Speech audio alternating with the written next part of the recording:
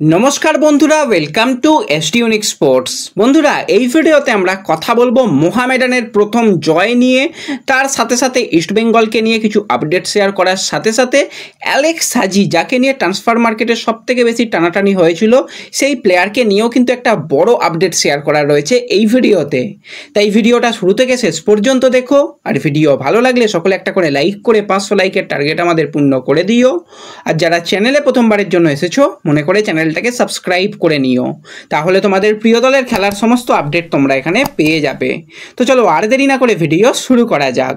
তো প্রথমেই যদি আমরা বলি একটুখানি মোহামেডানকে নিয়ে, তো চোখের শান্তি দেওয়ার জন্য কিন্তু মোহামেডানের খেলা দেখাটাই যথেষ্ট। তাদের খেলা দেখলে ভাই মনের মধ্যে একটা শান্তি আসে যে হ্যাঁ, প্লেয়াররা শেষ পর্যন্ত লড়াই করতে জানে। বড় নাম কিছু নেই, কিন্তু প্লেয়াররা মাঠে যে পারফরমেন্স করে সেটাই কিন্তু অন্যান্য দলেদের থেকে মোহামেডানকে আলাদা করে রাখছে এই বছর। সিজনের প্রথম ম্যাচে হার দিয়ে শুরু, দ্বিতীয় ম্যাচে ম্যাচ ড্র এবং তৃতীয় ম্যাচ অ্যাওয়ে ম্যাচে কিন্তু পুরো 3 পয়েন্ট আনছে মোহামেডান। চেন্নাইয়ের মতন দল, যারা কিন্তু প্রথম ম্যাচে দুর্দান্ত কামব্যাক করে ওড়িশাকে হারিয়েছিল, তাদের ঘরের মাঠে গিয়ে তাদের হারানোটা ভাই মুখের কথা নয়। যেখানে চেন্নাইন এফসি আজকে পুরো 90 মিনিট জুড়ে 22টা শট করে গেছে, শট অন টার্গেট 4টে, সেখানে মোহামেডান মাত্র 9টা শট করে গেছে, তার মধ্যে 6টা শট অন টার্গেট।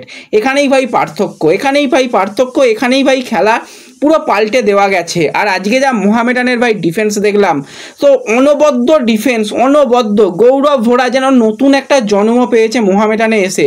জোসেফের পাশে যেভাবে ডিফেন্স করছে, শেষ মুহূর্তে যখন মোটামুটি একদম শেষের দিকে খেলা, সেখানে একদম গোল লাইন ক্লিয়ারেন্স কিন্তু আমরা গৌরব ভোরার কাছ থেকে দেখলাম। জোসেফ পুরো লিড করছে, আর দুই সাইড ব্যাক, একদিকে জুটিকা মানে অসাধারণ, আর অপরদিকে রালতে, দুজনের কথাই বলতে হবে, আলাদাভাবে কিন্তু তারা যেন নতুন মানে একদম আলাদাই ফুটবল খেলছে, কিছু বলার নেই।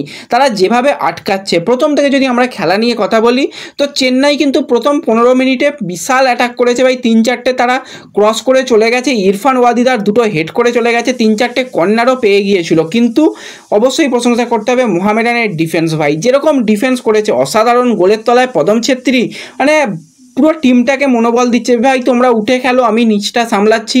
টিম কিছুটা মাঝে মাঝমাঠে খেলছিল, কিছুটা ডিফেন্সে খেলছিল, নিজেদের মধ্যে সেই বল দেওয়া নেওয়া করে খেলছিল।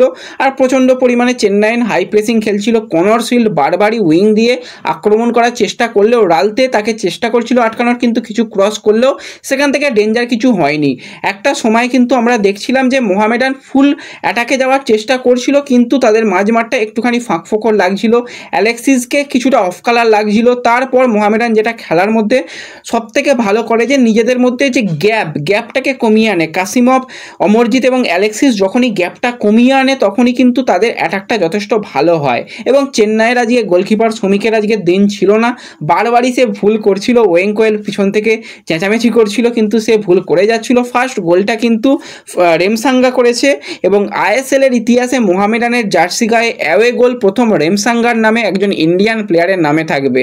তো সেক্ষেত্রেও কিন্তু লালডেন পুজার ভুল ছিল, এবং সেখানে ভুলের জন্যই কিন্তু সেখানে খুব ভালো বলটাকে একদম মিট করেছিল রেমসাঙ্গা ফানাই। তো সেখান থেকে কিন্তু সে ফিনিশ করেছে, একদম কুলকাম ফিনিশ, কোনো রকম তাড়াহুড়ো করেনি, সুন্দর ফিনিশ করেছে। অ্যালেক্সিসও কিন্তু ফার্স্ট হাফে একটা ওই ডিফেন্সের ভুল, সেখানেও কিন্তু ডিম্পুইয়া ভুল করে ফেলেছিল, সেখান থেকে কিন্তু শট করলেও শটটা পোস্টে লেগে ফিরে এসেছিল, তা নাহলে সেখান থেকেও ভাই গোল হয়ে যেত। তো ফার্স্ট হাফে মোহামেডান এগিয়ে থাকে, সেকেন্ড হাফেও ভাই চান্স অনেক এসেছিল। শেষের দিকে এসে মানজোকি নিজে কিন্তু ফাউল করলো, মানে আর্ন করলো, বক্সের মধ্যে পেনাল্টি পেলো, কিন্তু পেনাল্টি একদম উড়িয়ে দিল। কারণ শ্রমিকের দিকে যদি রাখতো ভাই, শ্রমিক গোল খেয়ে যেত। যদি অন টার্গেট রাখতো 2-0 গোলেও জিততে পারতো। মানজোকি প্রথম গোলটাও পেয়ে যেত, নিজের একটা আত্মবিশ্বাস ফিরে পেত। তো যাই হোক, মানজোকি তো বল উড়িয়ে দেয়, পেনাল্টি থেকে কোনো রকম সুযোগ সুবিধা পায়নি। আর শেষের দিকে গৌরব ভোরার সেভ, অসাধারণ সেভ, সেখান থেকে ভাই আজকে 3 পয়েন্ট নিয়ে মোহামেডান আজকে ম্যাচটা জিতে নিল। অনেকেই স্কোর লাইন প্রেডিকশান করেছিলে, বেশিরভাগই ভেবেছিলে যে মোহামেডান হয়তো অনেক বেশি গোলে হারবে বা ম্যাচ জিততে পারবে না, কিন্তু বলেছিলাম যে চেন্নাইকে হারানোটা খুব একটা কঠিন কাজ হবে না। তো সেই কাজটাই কিন্তু মোহামেডান করে ফেললো। মোহনবাগান তারাও আইএসএলের এই সিজনের প্রথম জয়টা পেয়ে গেছে, মোহামেডানও পেয়ে গেছে, বাকি রইল ইস্টবেঙ্গল। কালকেই ইস্টবেঙ্গলের খেলা রয়েছে, সেদিকে কিন্তু আমাদের নজর থাকবে।